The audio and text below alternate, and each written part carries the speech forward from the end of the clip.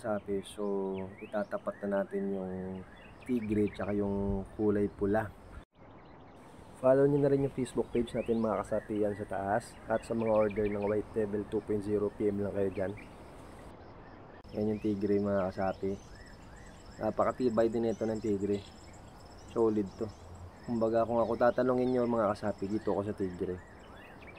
Kasi iba yung kapal talaga niya. Tsaka para silang maliksi kumbaga. So kung titingnan nyo, syempre doon kayo sa pwersa ng galamay, tama.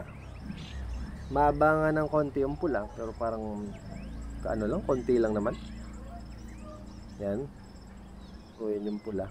Medyo malaki lang talaga katawan ng pula. Medyo mabulto siya. Tapos yung kalaban niya, may clean ng konti, pero makapal. Siyempre doon yung pwersa eh.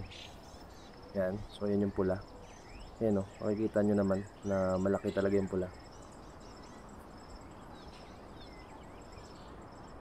Yan, napakaliksi din ito.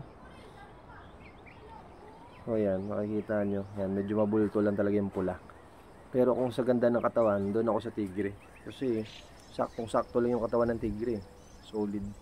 So yan, game na natin.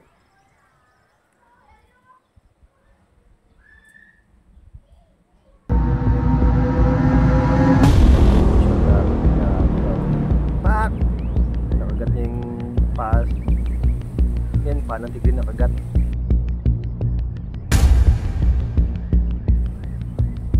Yun lang.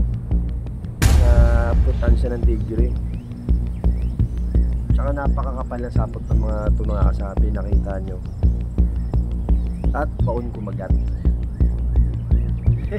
So hindi ko na papabilutan itong mga kasapi. Gagawin natin, papakawalan natin yung pula. Nagawa niya na yung mission niya.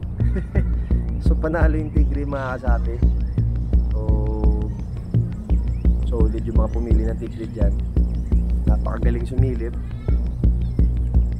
Pero solid din yung pula mga kasapi. Yun nga lang, dun talaga nalamangan siya ng tigre.